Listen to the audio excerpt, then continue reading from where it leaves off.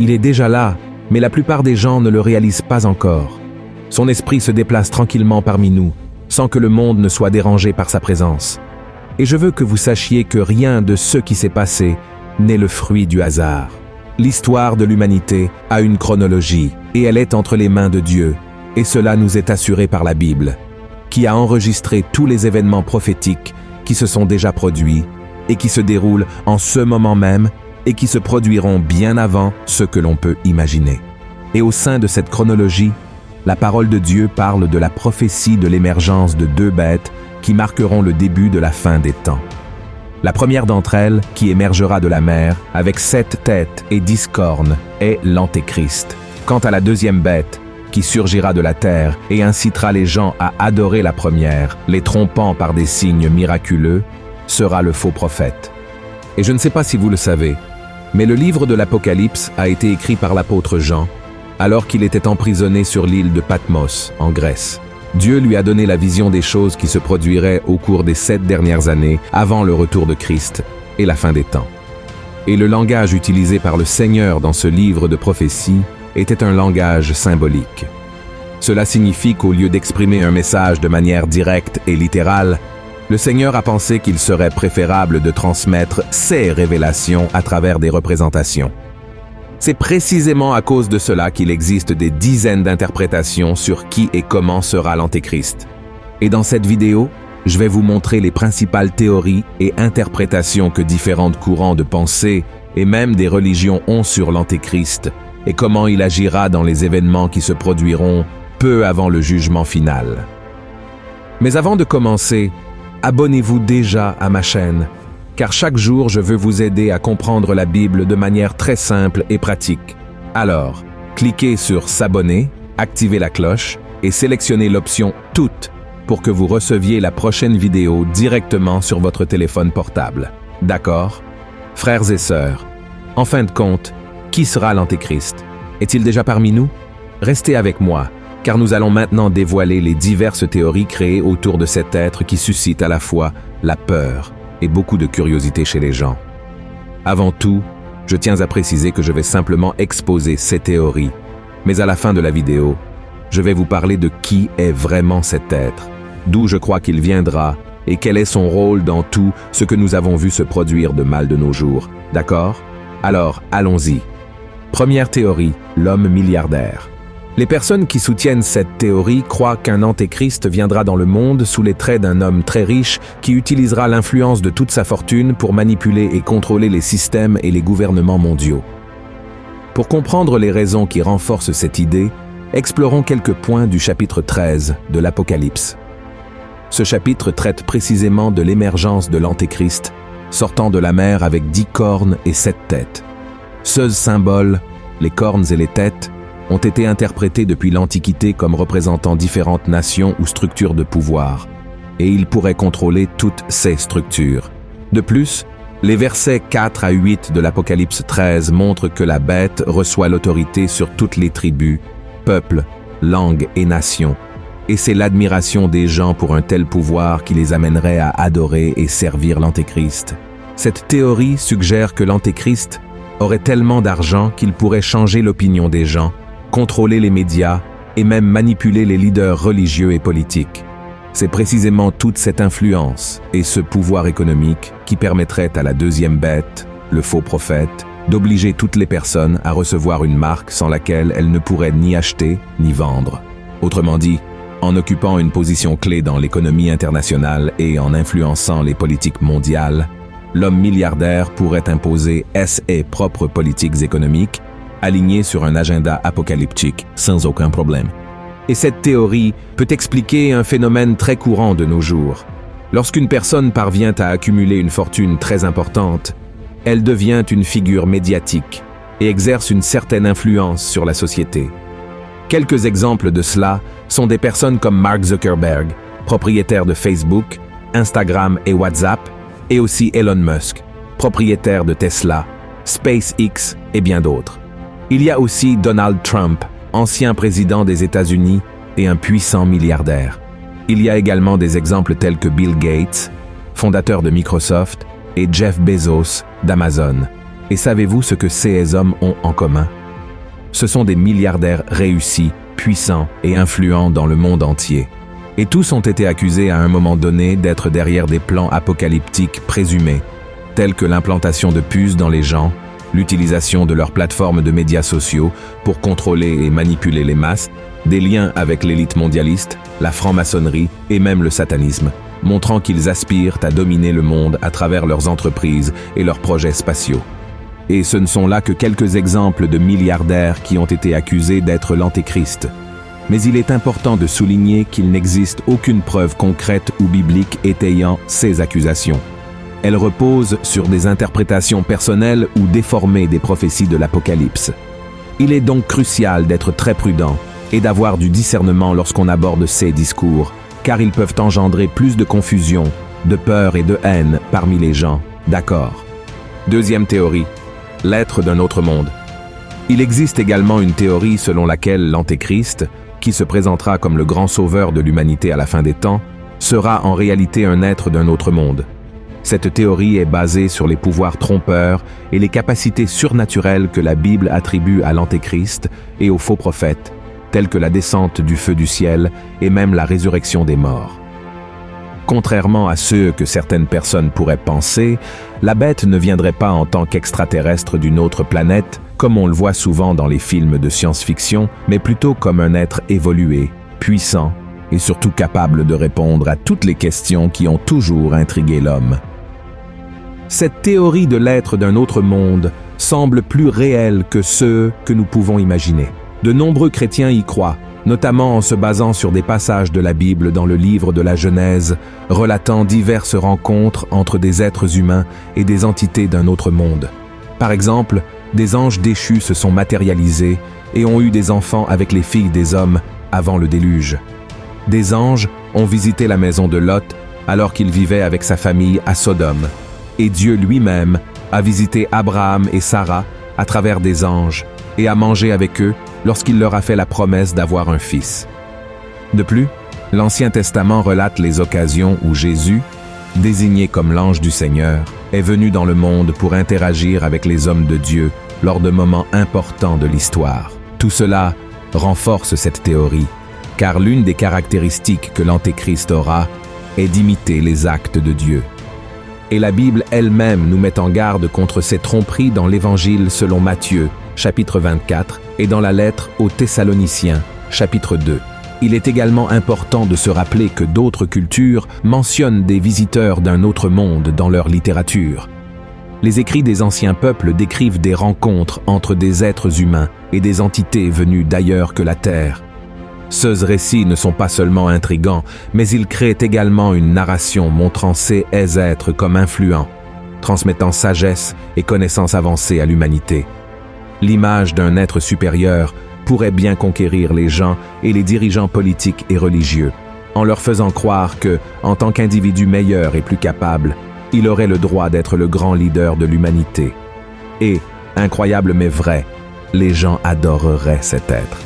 Soyons honnêtes, le monde adore déjà les êtres humains qui se distinguent de quelque manière que ce soit par l'argent, la beauté, la célébrité, le talent ou la rhétorique convaincante.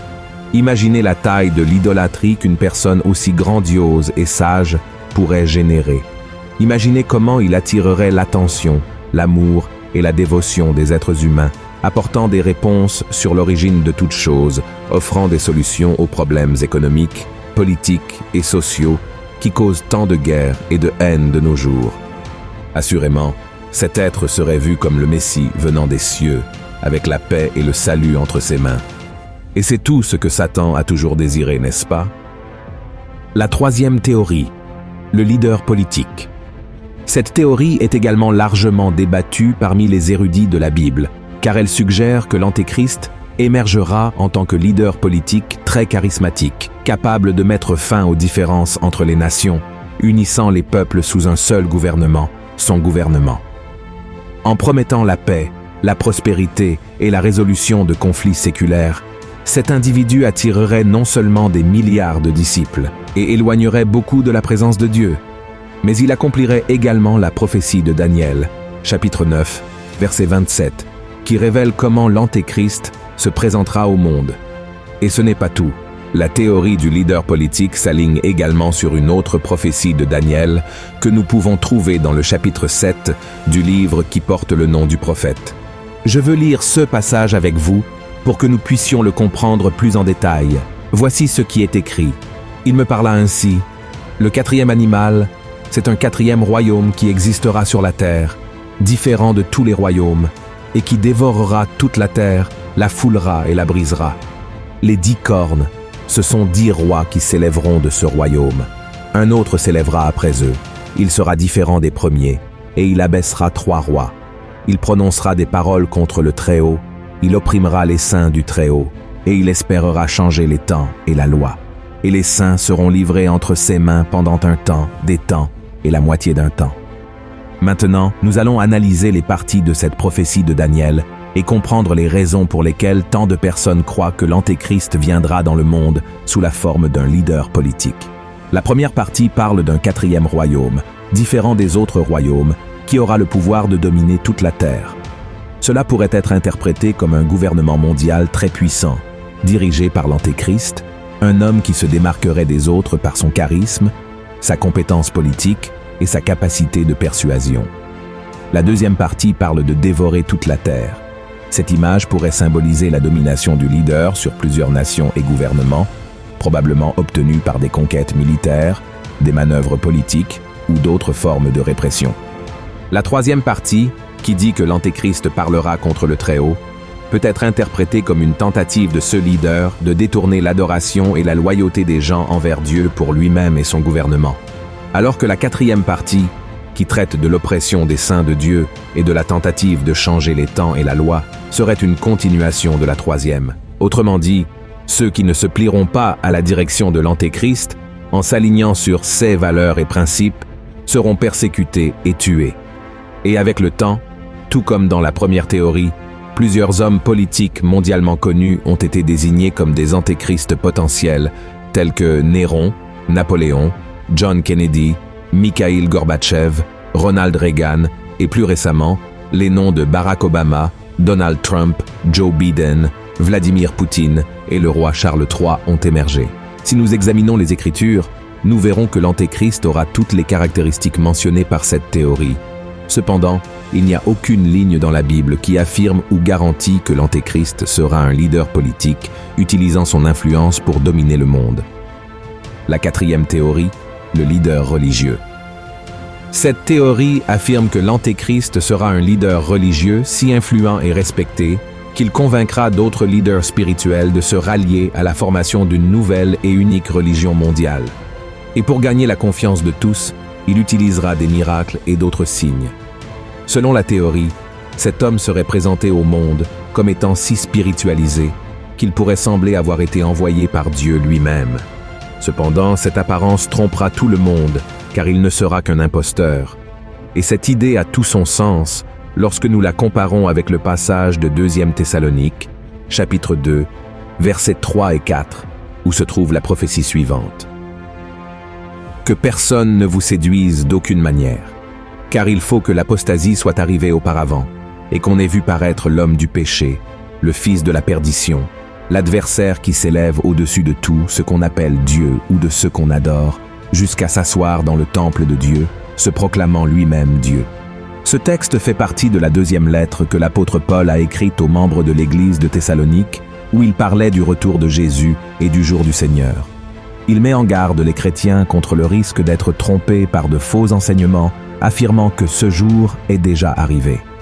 Le passage fait également référence à 2 événements futurs qui se produiront avant le retour de Jésus. Et selon ceux qui croient en cette théorie, cela a tout à voir avec l'Antéchrist en tant que leader religieux. Selon ce texte de l'apôtre Paul, le premier événement sera l'apostasie, qui est un éloignement ou un abandon de la foi en Christ. L'apôtre Paul a prédit qu'il y aurait une grande révolte ou un rejet de la vérité avant la fin des temps. Et les partisans de cette théorie affirment qu'elle se produira sous l'influence de ce leader religieux qui s'autoproclamera Dieu et incitera les nations à suivre ses nouveaux commandements tout en rejetant les commandements de la Bible.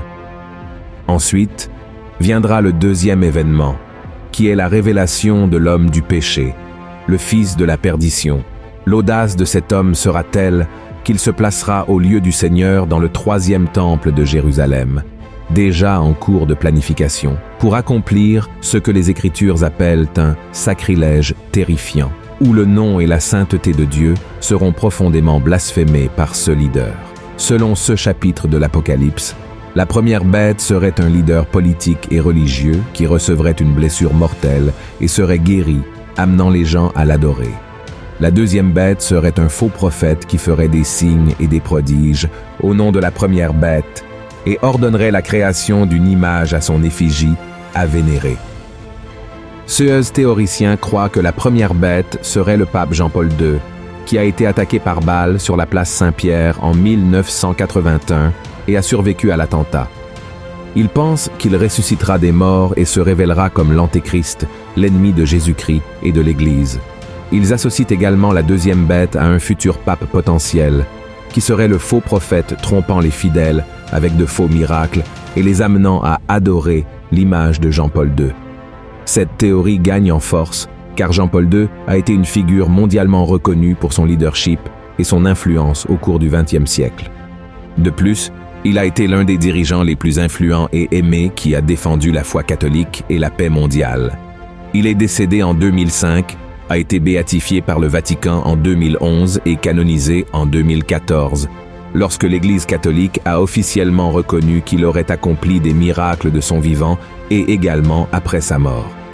Cependant, cette théorie sur le pape Jean-Paul II ne tient pas la route, car la Bible nous assure dans Hébreux chapitre 9 que les hommes sont destinés à mourir une seule fois, puis vient le jugement.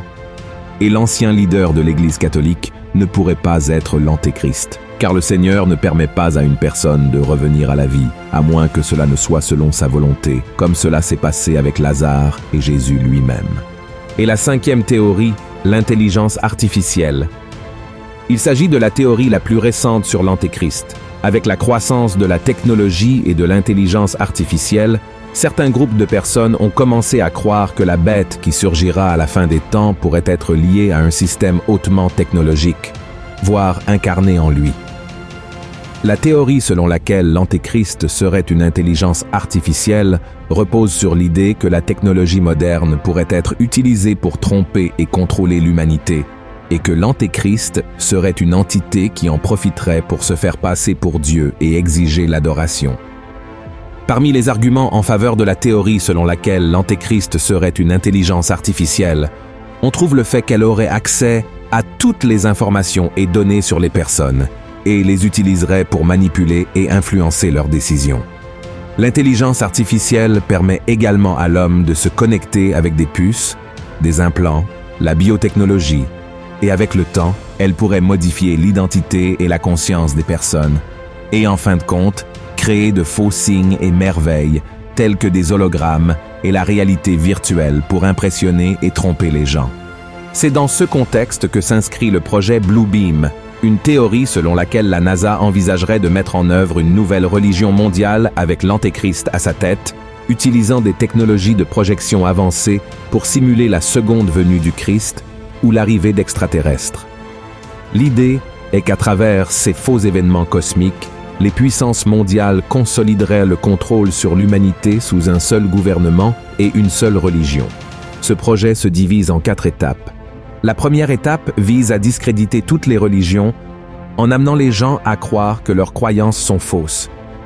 La NASA créerait supposément des tremblements de terre artificiels, révélant des preuves archéologiques montrant que les croyances religieuses sont erronées. Dans la deuxième phase, des hologrammes en 3 dimensions seraient projetés dans le ciel, montrant des images religieuses pertinentes pour différentes populations. Une voix divine parlerait dans toutes les langues et cette manifestation serait l'œuvre de l'Antéchrist. Il argumenterait que les religions traditionnelles sont la cause des conflits mondiaux et promouvrait la formation d'un nouvel ordre mondial et d'une religion unifiée. Ceux qui résisteraient à ce nouvel ordre seraient persécutés et tués, se conformant aux prophéties de l'Apocalypse. La troisième phase se concentrerait sur le contrôle de l'esprit humain. Les satellites de la NASA pourraient supposément créer des champs magnétiques pour contrôler les pensées et les actions des gens, les rendant soumis au nouveau système. Enfin, une fausse invasion extraterrestre serait simulée. incitant les armées du monde à utiliser leurs arsenaux nucléaires contre cette menace, les laissant désarmés dans le processus. L'objectif serait de renforcer la nécessité du nouvel ordre mondial, en faisant croire aux gens que seul le leader suprême, l'Antéchrist, peut les sauver de cette invasion. Mes frères, je ne crois pas en cette théorie pour quelques raisons. Tout d'abord, l'intelligence artificielle n'a pas de vie propre, mais est créée et programmée par des êtres humains qui peuvent avoir de bonnes ou de mauvaises intentions. Elle n'a pas non plus d'âme ni d'esprit, mais est simplement une machine qui suit des algorithmes et des codes. La principale raison est que l'intelligence artificielle ne peut pas être jetée en enfer, comme le dit la Bible, ce qui arrivera à l'Antéchrist dans l'Apocalypse, chapitre 19, verset 20, car l'enfer est un lieu de tourment éternel pour tous ceux qui refusent l'invitation de salut de Dieu en Jésus-Christ. Comme je l'ai dit au début de cette vidéo, ce sont des théories existantes que je vais simplement vous présenter. J'ai formé mon opinion sur qui sera l'Antéchrist et comment il se manifestera après avoir étudié les prophéties contenues dans la parole de Dieu. De plus, j'ai beaucoup prié pour que le Seigneur me donne discernement à ce sujet, afin que je puisse avertir son peuple du retour de Christ. Ce que je peux vous dire, c'est que l'Antéchrist sera un homme qui se lèvera contre Dieu et s'exaltera au-dessus de toute chose, recevant le pouvoir de Satan pour tromper et dominer le monde à la fin des temps. Je crois aussi que ce sera une personne charismatique, ayant une grande influence politique et religieuse, et qu'elle aura un allié qui trompera les gens et les forcera à l'adorer. Cependant, je ne sais pas qui sera cet homme, encore moins quand il viendra ou s'il est déjà dans le monde. Jésus a dit que seul Dieu connaît le moment et l'heure précise, mais ce que je peux vous garantir, c'est que l'esprit de l'Antéchrist est déjà sur terre, préparant le monde et les gens pour le moment où il sera annoncé. Ce n'est pas un hasard si l'humanité rejette chaque jour davantage les enseignements de Dieu et tourne son cœur vers les choses du monde, le péché et tout ce qui est abominable au Seigneur. Aujourd'hui, les gens mettent leurs propres désirs en premier lieu, oubliant les leçons du Christ qui nous a demandé d'aimer notre prochain. Et toute la criminalité, la corruption, les guerres, les persécutions et les discours de haine font partie de l'agenda de l'esprit de l'Antéchrist. C'est pourquoi il est très important que nous soyons attentifs à ces signes et que nous nous tournions vers la parole du Seigneur, car la fin est plus proche que nous ne pouvons l'imaginer. Si vous avez aimé cette vidéo, partagez-la avec le plus grand nombre de personnes possible. Diffusons des messages sur la fin des temps pour avertir les gens afin qu'ils se tournent vers Dieu. Amen. Que Dieu vous bénisse abondamment. Je vous retrouve dans la prochaine vidéo. Gros câlin.